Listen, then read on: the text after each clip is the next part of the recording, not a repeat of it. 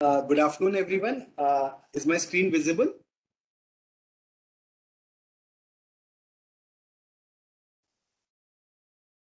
Can anyone please tell me, is my screen visible? Yeah, please. Thank you.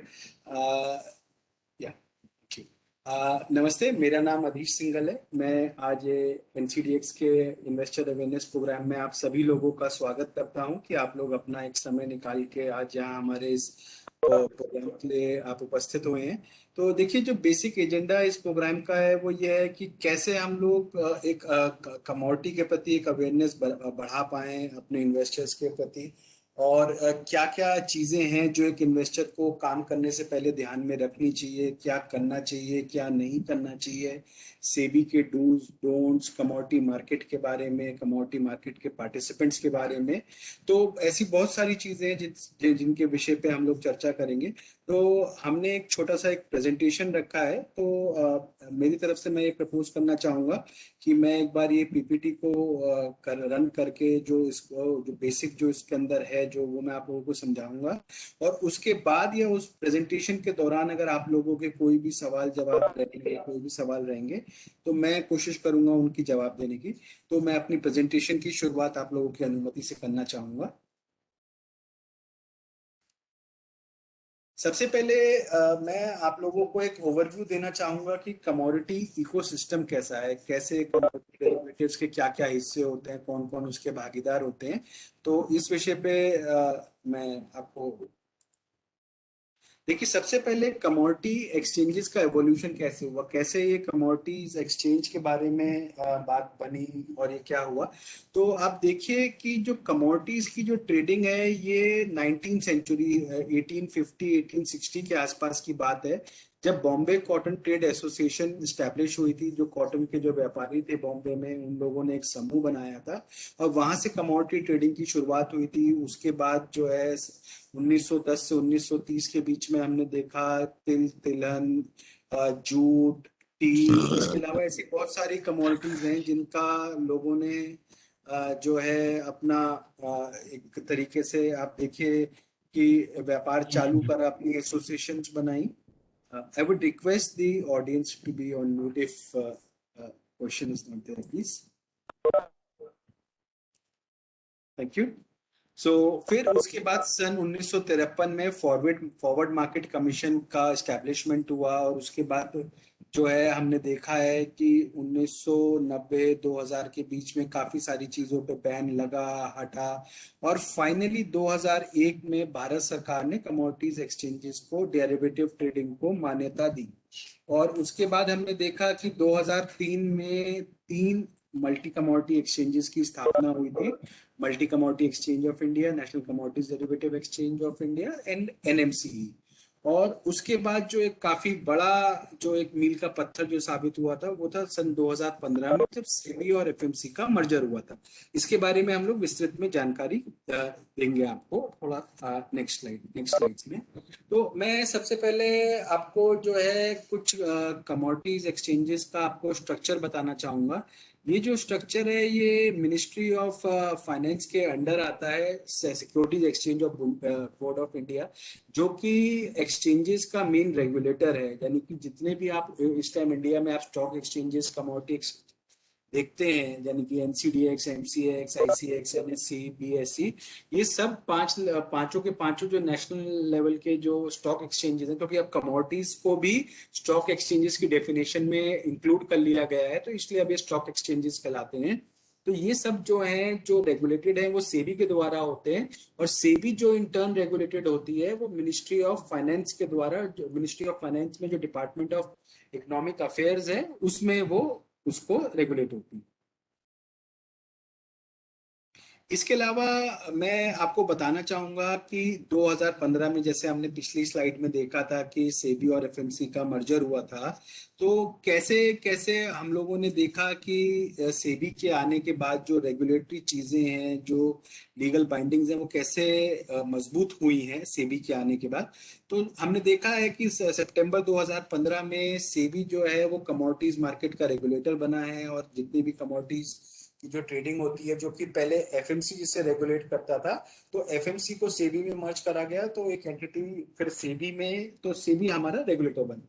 उसके बाद जून 2017 में जो सेबी, जो मच अवेटेड जो कमोडिटीज मार्केट का जो काफी लंबे समय से डिमांड था, ऑप्शंस इन कमोडिटी डेरिवेटिव को अपना स्टैब्लिश करने का और इसको चालू करने का, तो सन जून 2017 में सेबी ने हमारे को इसका परमिशन दिया था।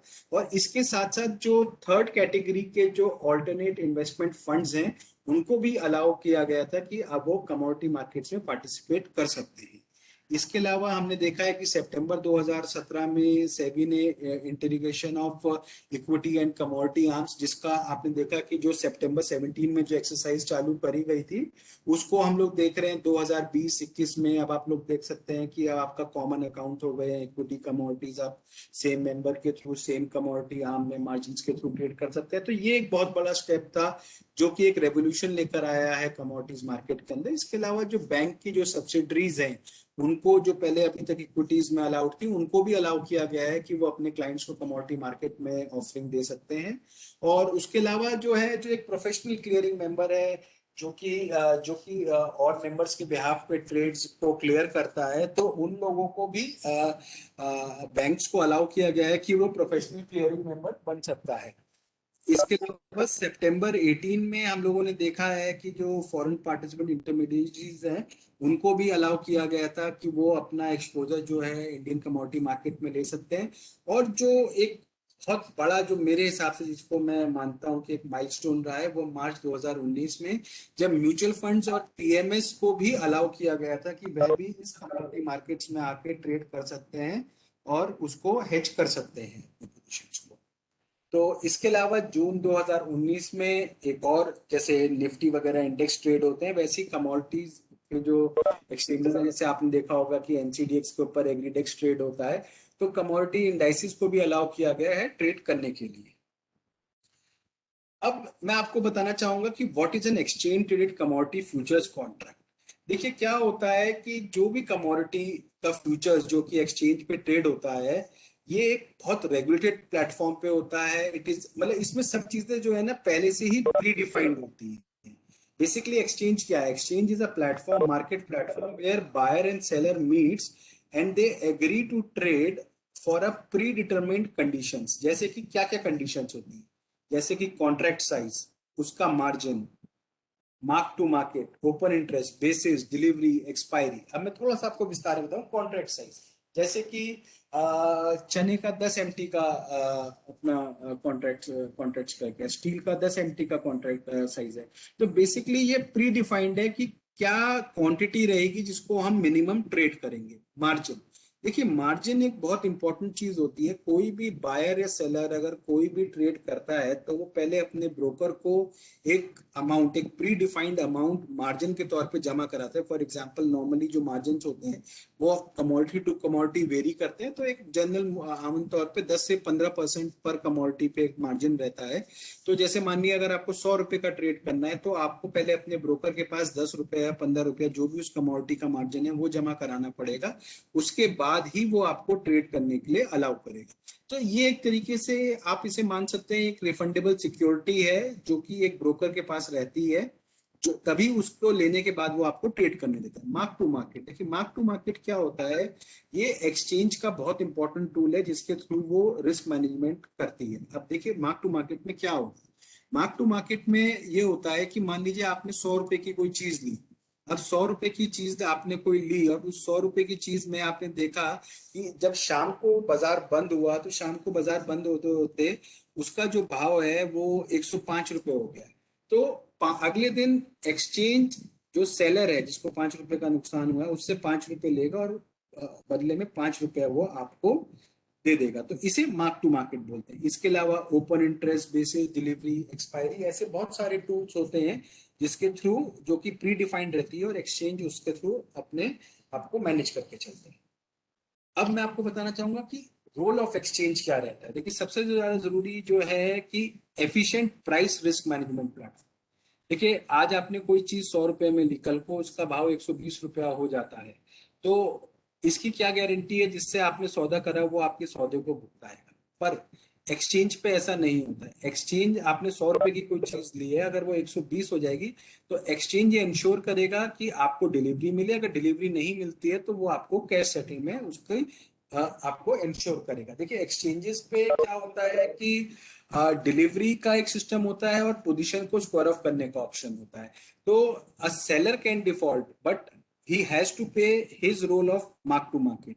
तो बेसिकली एक्सचेंज पे कोई काउंटर पार्टी रिस्क का कोई खतरा नहीं रहता है। फिर दूसरा जो एक्सचेंज का रोल रहता है वो प्राइस डिसेमिनेशन, यानी कि प्राइस को, जो भी एक्सचेंज पे जो भाव ट्रेड हो रहे हैं उसको वो कैसे उसको एक उसका विस्तार कर सके, लोगों तक उन भाव को पहुंचा सके जिससे लोग उसका उपयोग कर पाए।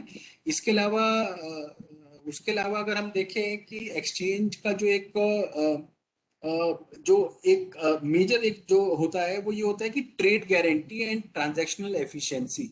अगर आप देखें कि आप कोई भी एक्सचेंज पे सौदा करते हैं तो उसका भाव बढ़ जाए या घट जाए, एक्सचेंज आपको गारंटी देता है कि सामने वाला अपने सौदे को ऑनर करेगा और आपके पैसों की भुगतान होगा। तो ये कुछ कमोडिटीज का मतलब एक्सचेंजेस का रोल था। इसके अलावा मैं आपको बताना चाहूंगा कि कौन कौन से कमोडिटी कॉम्प्लेक्सेस हैं जो कि एनसीडीएक्स में ट्रेड होते हैं। जैसे मैं सीरियल एंड पल्सेस की बात करूं तो बार्ले, मेज, व्हीट, चना। स्पाइसेस में बात करूं तो धनिया, जीरा, कोरिएंडर। फाइबर्स में बात करूं तो कपास, कॉटन सीड ऑयल के ऐसे, ग्वार सीड, ग्वार गम। तिल तिलहन में बात करूं तो सोयाबीन, रिफाइंड सोया ऑयल, मस्टर्ड सीड। और इसके अलावा अगर मैं नॉन एग्री में बात करूं तो गोल्ड के कुछ वेरिएंट्स हैं और साथ साथ में स्टील का भी प्रोडक्ट है जो हमारे यहाँ अवेलेबल है ट्रेड करने के लिए। अब मैं आपको बताना चाहूंगा कि की फीचर्स ऑफ कॉन्ट्रैक्ट स्पेसिफिकेशन। जैसे मैंने आपको बताया कि एक्सचेंज में सब चीजें प्री डिफाइंड होती हैं, प्रीफिक्स होती हैं, and buyer and seller agree to trade on that behalf. तो उसमें मैं ये कहना चाहूंगा कि बेसिस सेंटर, किस जगह का आप व्यापार कर रहे हैं, जो कमोडिटी जो आप ट्रेड कर रहे हैं उसकी डिलीवरी अगर लेनी है तो और देनी है तो वो किस लोकेशन पे होगी, उसकी ट्रेडिंग यूनिट क्या होगी, उसकी डिलीवरी यूनिट क्या होगी। फॉर एग्जाम्पल अगर मैं स्टील की बात करता हूं तो स्टील का जो बेसिस सेंटर है वो मंडी गोविंदगढ़ पंजाब में है। तो बायर को पता है कि मुझे डिलीवरी मिलेगी तो मंडी गोविंदगढ़ से मिलेगी, सेलर को ये पता है कि मुझे डिलीवरी देनी है तो मुझे मंडी गोविंदगढ़ में देनी है।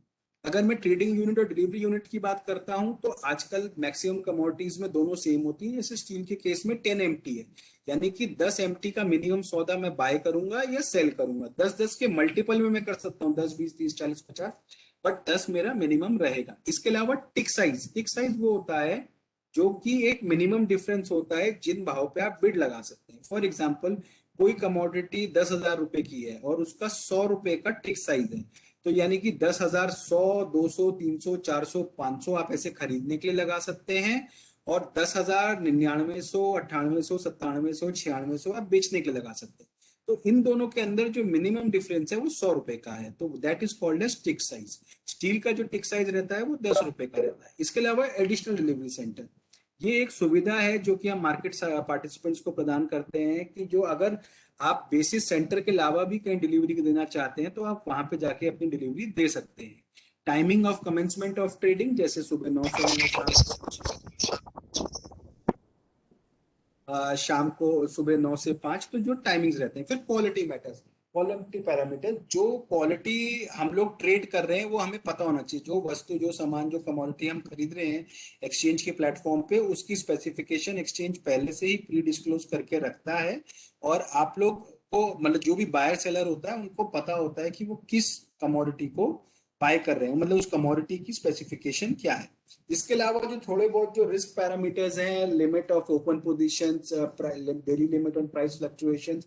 जैसे कि मैं आपको बताता हूँ कि माने कोई चीज 100 रुपए की है, हो सकता है उसके अंदर तेजी आए, वो 120 की हो जाए, 140 की हो जाए, 200 हो जाए, ऐसा फिजिकल मार्केट में हो सकता है। बट एक्सचेंजेस में क्या रहता है, एक्सचेंजेस में सर्किट लिमिट रहते हैं जिसे हम लोग daily limit on price fluctuation कहते हैं। पहले ये कुछ कमोडिटीज में 4 हुआ करता था, कुछ कमोडिटीज में 6 हुआ करता था, कुछ इंटरनेशनल कमोडिटीज में और भी ज्यादा हुआ करता था, जो कि हर 15 मिनट के बाद 3-3% खुला करता था। बट अभी क्या करा है सेबी ने मार्केट पार्टिसिपेंट से राय लेके कुछ चेंजेस करे हैं।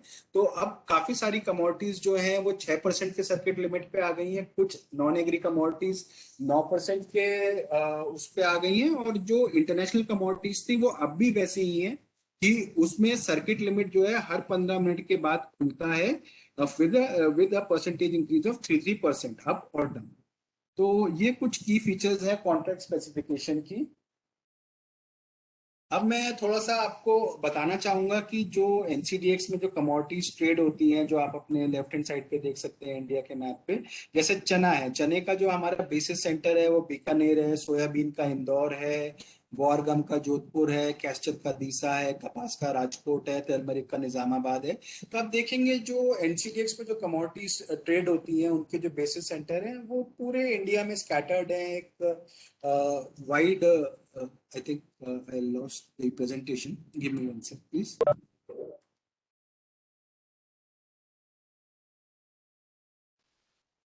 Is it visible?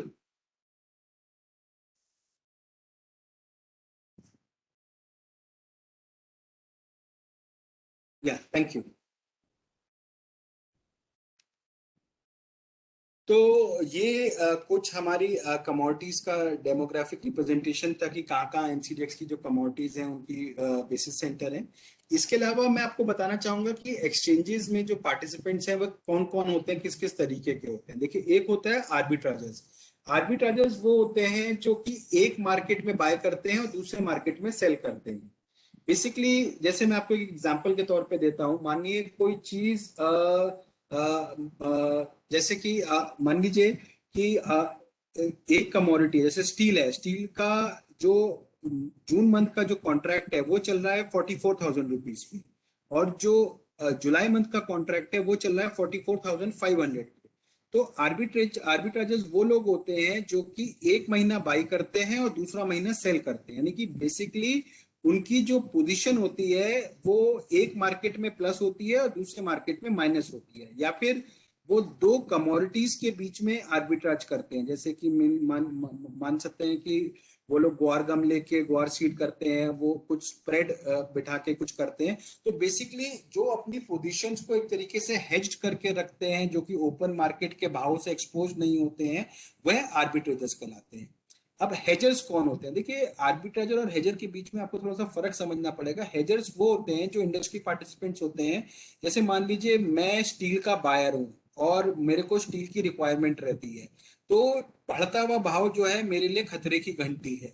तो मेरे को अगर अपने आप को प्रोटेक्ट करके चलना है तो मैं क्या करूंगा, मैं एक्सचेंजेस पे जाके स्टील के फ्यूचर्स को बाय करूंगा, और जैसे जैसे मैं उसको फिजिकल में कंज्यूम करता रहूंगा वैसे वैसे मैं अपनी पोजीशंस ऑफसेट करता रहूंगा।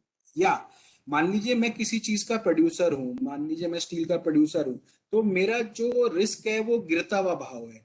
तो मैं एक्सचेंज प्लेटफॉर्म पे जो, अगर मेरे को लगता है कि ये भाव सही है मेरे को मेरा मार्जिन लॉक करने के लिए, जो जिस भाव पे मैंने रॉ मटेरियल खरीदा प्लस मेरी कन्वर्जन कॉस्ट, वो भाव अभी बाजार में है, तो मैं एक मंथली एक्सपोजर के हिसाब से अपनी प्रोडक्शन को शॉर्ट कर दूंगा, और जैसे जैसे मैं बाजार में अपना माल बेचता रहूंगा वैसे वैसे एक्सचेंज से मैं अपनी बिकी हुई पोजीशन खरीदता रहूंगा।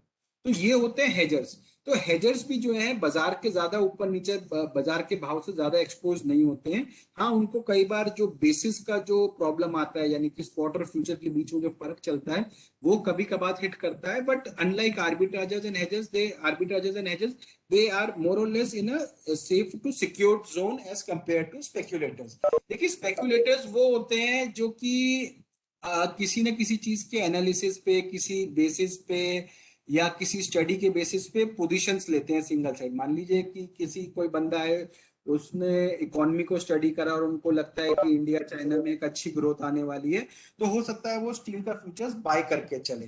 तो ये वो सिंगल साइड लेके चलते हैं, तो वो स्पेक्यूलेटर्स कहलाते हैं। अब मैं आपको बताना चाहूंगा कि एग्री कमोडिटीज की भूमिका क्या है। कि अभी तक हम लोगों ने देखा है जो वॉल्यूम्स वगैरह अगर हम लोग देखते हैं, तो बहुत से जो इन्वेस्टर्स हैं वो थोड़ा सा नॉन एग्री के प्रति ज्यादा अट्रैक्टेड होते हैं और वो नॉन एग्री के प्रति भागते हैं। बट मैं कहना चाहूंगा उन सभी लोगों से कि एग्री का भी एक काफी अच्छा व्यापार है, इसका भी अपना यूएसपी है। तो आप लोग भी एग्री की कमोडिटीज को, एग्री ट्रेडिंग को एक बार सीरियसली देखिए, विचार करिए इसके ऊपर। क्योंकि जिस तरीके की वॉल्टिलिटी मान लीजिए हमने कैलकुलेट करी है 2019-20 में, गोल्ड में 9% रहती है या सिल्वर में 14-18% रहती है। तो अगर आप उसके कंपैरिजन में अपनी एग्री कमोडिटीज देखते हैं जिसमें गुआर सीड का 20% है, कैस्टर का 22% है, तो that same kind of volatility is available in agri commodities as well. तो क्या होता है कि देखिए, और दूसरी बात क्या है कि इंटरनेशनल मार्केट जो जो नॉन एग्री कमोडिटीज है जो मोस्टली ट्रेड होती है वो इंटरनेशनल मार्केट से अलाइंड होती हैं। तो मेजरली हम लोगों ने देखा है कि अगर इंटरनेशनल मार्केट्स में कोई भी घटना आती है तो भाव उसके हिसाब से काफी ज्यादा ऊपर नीचे होते हैं। बट ये जो अपनी एग्री कमोडिटीज है ये मेनली डोमेस्टिक बेस्ड रहती हैं, उसमें इंटरनेशनल मार्केट का इन्फ्लुएंस रहता है बट इतना इन्फ्लुएंस नहीं रहता है कि पूरा 100 का 100 है, मतलब पर कम रहता है। तो मेरा यही आप लोगों का रहेगा कि एक बार आप लोग एग्री कमोडिटीज को भी अपने पोर्टफोलियो में ऐड करने का एक बार एक्सप्लोर करिए। और अगर आपको एग्री कमोडिटीज के बारे में कोई भी जानकारी चाहिए तो उसको हम उपलब्ध कराने की पूरी कोशिश करेंगे। इसके अलावा एक जो बहुत बड़ी एडवांटेज है, अगर आप देखें, जो नॉन एग्री कमोडिटीज हैं जो ट्रेड होती हैं उसके ऊपर सीटीटी लगती है। और ये बेनिफिट एग्री कमोडिटीज को प्रमोट करने के लिए मिला है कि जिसमें एग्री कमोडिटीज में अगर आप ट्रेड करते हैं तो उसमें कोई भी सीटीटी नहीं लगेगी। तो ये एक आपके लिए काफी अच्छा बेनिफिट रहेगा। फिर अपॉर्चुनिटीज क्या क्या आप कर सकते हैं, ये स्पेसिफिकली मैं रिटेल क्लाइंट्स के लिए बात करूंगा। आप लोग डायरेक्शनल बाय सेल कर सकते हैं, जिस मेंबर के थ्रू आप काम करते हैं वहां पे काफी काफी मेंबर्स हैं जो कि अपनी रिसर्च रिपोर्ट प्रोवाइड करते हैं कि किस समय बाय करना चाहिए, किस समय सेल करना चाहिए, क्या करना चाहिए। तो आप वो सब कर सकते हैं। इसके अलावा आप कैलेंडर स्प्रेड कर सकते हैं, जैसे मैंने आपको बताया था आर्बिट्राजेस के बारे में, एक महीना बाय करके दूसरा महीना सेल, पहला महीना बाय करा दूसरा महीना सेल। तो ऐसी बहुत सारी चीजें हैं जो आप कर सकते हैं, इसमें आपको मार्जिन बेनिफिट मिलता है। आप पेयर ट्रेडिंग कर सकते हैं, सोयाबीन लेके सोया रिफाइंड बेच सकते हैं, गुआर गम लेके गुआर सीड बेच सकते हैं। तो ऐसे बहुत सारे ऑप्शंस हैं जो आपके लिए एग्री कमोडिटीज में भी अवेलेबल हैं। देखिए, इसके अलावा मैं ये कहना चाहूंगा कि जैसे कई बार कुछ लोग होते हैं जो कि स्टॉक्स, कमोडिटी स्पेसिफिक स्टॉक्स में इन्वेस्ट करते हैं और उनको लगता है कि भाई कमोडिटी का भाव बढ़ेगा या घटेगा तो उससे इन इन कंपनीज के शेयर्स उठेंगे। तो आप डायरेक्टली उन कमोडिटीज में भी इन्वेस्ट कर सकते हैं। उसका कुछ एग्जांपल हम लोगों ने आपको आपकी स्क्रीन पे दिखाया है। इसके अलावा जो मैंने आपको, जो जब सेबी के बारे में मैं आपको बता रहा था, मैंने आप लोगों से जिक्र किया था कि यहाँ पे आप लोगों को इंडेक्स, कमोडिटी इंडेक्स में ट्रेड करने के लिए सेबी ने अलाउ किया है जून 2019 में। तो मई 2020 में एनसीडीएक्स ने एग्री कमोडिटीज का पहला इंडेक्स एग्रीडेक्स के नाम से लॉन्च किया था, जो कि आज मतलब अभी भी अवेलेबल है ट्रेड करने के लिए। उसमें एक अच्छा व्यापार डेवलप हो रहा है अभी। और ये कहीं ना कहीं, अगर आप इंडिया के एग्री सेक्टर पे बेट करना चाहते हैं, उसके ऊपर कोई रुझान रखते हैं, तो आप अगर एक एग्रीडेक्स में ट्रेड करते हैं तो लगभग लगभग आप सारी कमोडिटीज को ध्यान में रखते हुए इस पे व्यापार करेंगे। थोड़ा सा एग्रीडेक्स के बारे में मैं आपको बताना चाहूंगा। जैसे निफ्टी में स्टॉक्स रहते हैं वैसे ही एग्रीडेक्स के अंदर कमोडिटीज रहती हैं, तो मैं आपको उनका थोड़ा प्रोपोर्शन बताना चाहूंगा। अगर आप लोग देखें तो लगभग लगभग जो सोयाबीन है उसका पोजीशन सबसे ज्यादा है, उसका 18.43% है। इसके अलावा चने का अराउंड 18% है, फॉलोड बाय आरएमसी 12%, गुआर सीड, गुआर गम, कोको, रिफाइंड सोया। तो इसी जो इन सब कमोडिटीज में जो मूवमेंट आती है, जिस हिसाब से इन कमोडिटीज में मूवमेंट आती है, तो उसके बेसिस पे ही एग्रीडेक्स में एक चाल बनती है और एग्रीडेक्स मूव उस हिसाब से करता है। ऑप्शन इन गुड्स, ये एक एनसीडीएक्स ने एक अपना ऑप्शन का एक तरीका लॉन्च करा है। एक होता है ऑप्शन इन फ्यूचर्स, एक होता है ऑप्शन इन गुड्स। तो करंटली जो ऑप्शन इन गुड्स की जो फैसिलिटी है या जो अवेलेबल है वो मस्टर्ड सीड, चना, आरएम सीड, वीट, ग्वारगम, ग्वार सीड और मेज फीड इंडस्ट्रियल ग्रेड में अवेलेबल है। अगर आप ऑप्शन इन गुड्स में ट्रेड करना चाहते हैं तो आप इस इन कमोडिटीज में ट्रेड कर सकते हैं।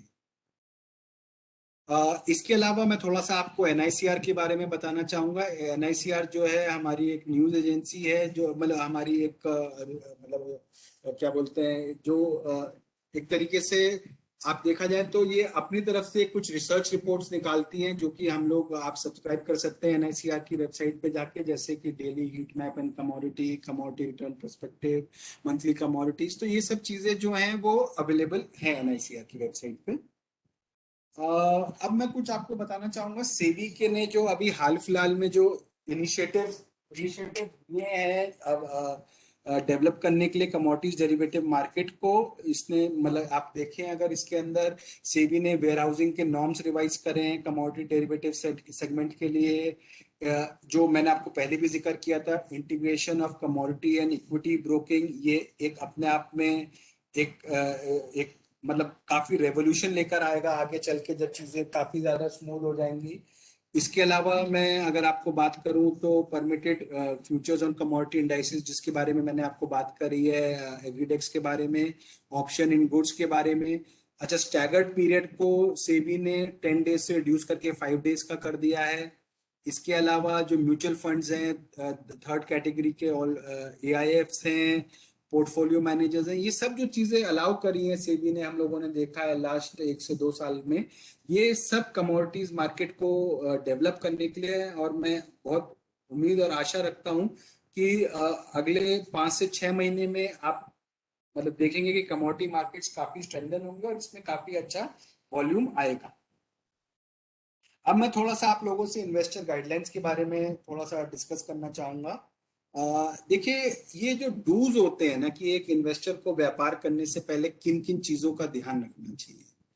देखिए, सबसे पहले तो एक इन्वेस्टर को जो सेबी के जो सर्कुलर्स होते हैं वो सेबी की वेबसाइट पे, एक्सचेंजेस की वेबसाइट पे अवेलेबल होते हैं। एक इन्वेस्टर को उनको पढ़ना चाहिए। दूसरी बात, एक्सचेंज के जो भी क्लाइंट्स होते हैं, जो भी क्लाइंट्स जो कमोडिटी में, इक्विटी में, कहीं पे भी व्यापार करना चाहते हैं, उन लोगों को रजिस्टर्ड एक्सचेंज के जो रजिस्टर्ड मेंबर्स हैं उन्हीं के थ्रू ट्रेड करना चाहिए। देखिए, ये बहुत इंपॉर्टेंट पॉइंट है जो मैं आपको बता रहा हूँ कि आप लोगों को ये देखना चाहिए जिस मेंबर के थ्रू, जिस ब्रोकर के थ्रू, जिस फ्रेंचाइजी के थ्रू आप ट्रेड कर रहे हैं, वो एक्सचेंज के थ्रू ऑथराइज और रजिस्टर्ड होना चाहिए। इसके अलावा आपके जो केवाईसी नॉर्म्स हैं वो आपके फुलफिल होने चाहिए। आपको हर ट्रेड का अपने ब्रोकर से बिल या कॉन्ट्रैक्ट नोट मांगना चाहिए। आपको एक्सचेंज की वेबसाइट पे जाके आप ऑर्डर नंबर के थ्रू अपनी ट्रेड की जानकारी ले सकते हैं। और आपको अपना मार्जिन और अपना M2M बराबर अपने ब्रोकर को जमा कराना चाहिए, क्योंकि अगर आप इसमें थोड़ा भी डिले करेंगे तो इसमें पेनल्टी के चांसेस होते हैं। इसके अलावा आपको जो आपका जो बैंक स्टेटमेंट है जो आपको ब्रोकर के थ्रू मिलता है, मतलब जो आपके पास होता है, जो भी आप फाइनेंशियल ट्रांजैक्शंस अपने ब्रोकर से करते हैं, आपके कमोडिटीज में जो भी अगर आप कोई मटेरियल लेते हैं, डिलीवरी लेते हैं या देते हैं, तो वो सब आपको बराबर टैली करके रखना चाहिए। इसके अलावा आपको मतलब अपने जो पीरियोडिकल जो आपके जो फंड्स हैं वो आपको अपने ब्रोकर से चेक करने चाहिए कि जितने फंड्स आपके हिसाब से हैं, आपके लेजर बैलेंस में शो कर रहे हैं, उतने ही ब्रोकर के पास हैं या नहीं है, कोई मिसमैच तो नहीं है। तो इसका आपको ध्यान रखना चाहिए। इसके अलावा अब मैं आपको बताऊंगा कि आपको क्या नहीं करना चाहिए। सबसे पहला पॉइंट आप देखिए, जो मैंने आपको बताया कि आपको किसी अनरजिस्टर्ड मेंबर ब्रोकर के साथ काम नहीं करना चाहिए। दूसरी बात, आपको कोई भी ऑफ मार्केट ट्रांजैक्शन ऐसे ही किसी अनजान आदमी के साथ नहीं करना चाहिए। इसके अलावा आपको जो एक विशेष बात पे ध्यान रखनी चाहिए वो ये रखनी चाहिए कि ये जो आजकल जो बाजारों में टिप्स आते हैं और ये जो आता है कि हम एक दिन में आपको 20% रिटर्न देंगे, 50% रिटर्न देंगे, तो आपको अपने विवेक के फैसला लेके आपको उस पर एक्ट करना चाहिए। आपको मतलब ऐसी you don't get carried away by those advertisements and all. तो उसके अलावा मतलब आपको किसी भी मार्केट ह्यूमर के में नहीं पड़ना चाहिए। आपको मतलब बहुत सोच समझ के देखभाल के काम करना चाहिए। तो आप एक बार देख सकते हैं, लगभग लगभग मैंने ये सारी चीजें आपको करना चाहिए। अब मैं आपको बताऊंगा डब्बा ट्रेडिंग के। देखिए, डब्बा ट्रेडिंग क्या होता है और इसके कॉन्सिक्वेंसेस क्या क्या हो सकते हैं, थोड़ा सा मैं आपका 5 मिनट का समय लूंगा इसके ऊपर। लगभग we are at the end of the presentation, तो मैं थोड़ा सा आप लोगों का ये कहूंगा कि आप थोड़ा इस पर ध्यान दीजिएगा। जो भी एक्सचेंज के परव्यू के बाहर जो भी व्यापार होता है, या जो भी आप व्यापार एक्सचेंज के अनरजिस्टर्ड लोगों के साथ करते हैं वो डब्बा, यानी कि आपने कोई काम करा और वो काम जो है वो किसी भी एक्सचेंज के बंदे या एक्सचेंज के इंटरमीडिएटरी रजिस्टर्ड नहीं है, तो वो डब्बा ट्रेडिंग कहलाएगा। अब मैं आपको बताता हूं कैसे। Illegal trading carried outside the regulatory purview, routing of trade outside the exchange operators also known as bucket trading, illegally uses organized price discovery mechanism of the exchange। आपको लगेगा कि भाव एक्सचेंज का चल रहा है, बट वो एक्सचेंज के थ्रू रूट नहीं होने का है। वहां पे आपको ना कॉन्ट्रैक्ट नोट मिलेगा, वहां पे आपके पैसे की गारंटी कुछ नहीं है, आपके सौदों की गारंटी नहीं है। It is as good as your counter party risk. तो मैं आप लोगों से मेरा आग्रह रहेगा कि अपने विवेक का इस्तेमाल करते हुए आप लोग पूरा संज्ञान लेते हुए तभी किसी आदमी के साथ डील करिएगा कि जिनकी वह आपको डब्बा ना करा। वही चीजें जो मैंने अभी आपको बताई। एक्सचेंज प्लेटफॉर्म और डब्बा ट्रेडिंग के बीच में, trading is executed on the retail exchange platform. जैसे डब्बा ट्रेडिंग के बारे में मैंने आपको बताया, ट्रेड एग्जिस्ट करेगा बट वो किताबों में ही करेगा। जो बंदा आपको काम करा रहा है वो एक्सचेंज के थ्रू क्लियर ही नहीं होने का है, उसका मार्क टू मार्केट नहीं होने का है, वो सब चीजें जो है वो उन्हीं ऑपरेटर के पास रहेंगी। एक्सचेंज कैसे करता है, वो आपसे डेली मार्क टू मार्केट लेता है, बट अगर डब्बे पे व्यापार होता है तो वो आपसे मार्क टू मार्केट भी नहीं लेता है। एक्सचेंज पे अगर आप व्यापार करते हैं तो आपको मार्जिन देना पड़ता है, वहां पे आपको मार्जिन भी नहीं देनी पड़ती। अगर आप एक्सचेंज के authorise member, sub broker, franchisees के थ्रू काम करते हैं तो आपको आपका कॉन्ट्रैक्ट नोट मिलेगा। यहाँ डब्बे में आपको वो लिखित में कुछ भी नहीं देने का। और सबसे इंपॉर्टेंट बात, अगर आप एक्सचेंज में काम करते हैं तो एक्सचेंज आपके सेटलमेंट की गारंटी लेता है। अगर आप डब्बे पे किसी उसके थ्रू काम होता है तो वहां पे कोई सेटलमेंट की गारंटी नहीं रहती है। तो ये कुछ विषय हैं जो कि बहुत जरूरी हैं, और हम लोगों ने आपको दर्शाया कि एक्सचेंज और डब्बे के बीच में क्या अंतर होता है। तो मेरा आप लोगों से यही रिक्वेस्ट रहेगा, please refrain yourself to trade into to trade with dabba people. तो ये इन्वेस्टर ग्रीवेंस रिड्रेसल है। अगर आपका कोई भी इशू आपके member, broker, sub broker, franchisee, exchange के साथ रहता है तो उसका एक पूरा एक प्रोटोकॉल है। वो पहले इन्वेस्टर ग्रीवेंस पे जाता है, फिर उसके बाद वो एक इन्वेस्टर ग्रीवेंस रिड्रेसल प्रोसीजर में आपका जो है एक कमेटी होती है जो आपकी बातों को सुनती है। जो अफेक्टेड पार्टी है या जो जो जिसके ऊपर हम लोगों ने एलिगेशन लगाया होता है उसके हुआ होता है, फिर उसके बाद जो अवार्ड आता है, अगर वो उससे भी आप नाखुश हैं तो आप आर्बिट्रेशन में जा सकते हैं। आर्बिट्रेशन में जो पुराने जजेस हैं, एक्सचेंज नॉमिनेटेड लोग हैं, वो लोग रहते हैं, वो लोग आपकी बातों को सुनेंगे। अगर वहां से भी आपको लगता है कि जो कि you are not convinced with the award, तो आप एपिलेट आर्बिट्रेशन में भी जा सकते हैं, वहां पे री अपील कर सकते हैं। और अगर आप वहां पे भी जो जजमेंट आता है आपको लगता है कि नहीं मेरे को जाना चाहिए, तो आप कोर्ट का भी सहारा ले सकते हैं। तो इस तरीके का इन्वेस्टर ग्रीवेंस रिड्रेसल मैकेनिज्म रहता है हमारा। तो ये था जो कि हमारा प्रेजेंटेशन का था। तो अब मैं अपने प्रेजेंटेशन को यही रोकूंगा और मैं आप लोगों के अगर कोई भी क्वेश्चंस रहेंगे तो मैं उनको उन पे डिस्कस करना चाहूंगा।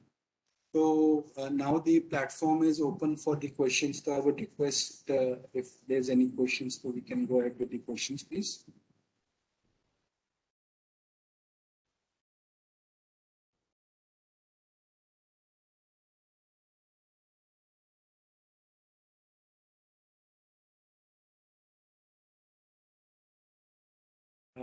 Any questions from?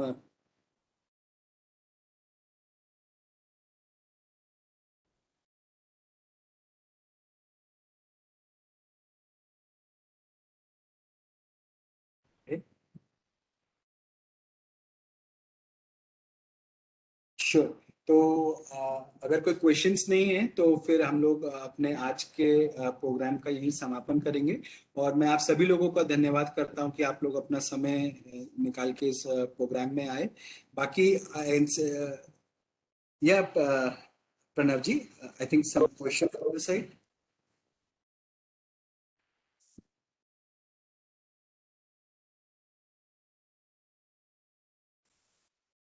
I think question is there. तो ठीक है, थैंक्स फॉर ज्वाइनिंग अस। और बाकी आप हमारी वेबसाइट ncdx.com पे विजिट करिएगा, हमारी वेबसाइट्स को एक बार गो थ्रू करिएगा, और वहाँ पे हमारे सब प्रोडक्ट मैनेजर्स के नंबर कॉन्टैक्ट अस में अवेलेबल हैं। आपको किसी भी कमोडिटीज के बारे में जानकारी चाहिए हो तो आप हम लोगों से संपर्क कर सकते हैं। Thank you once again and stay safe. Thank you.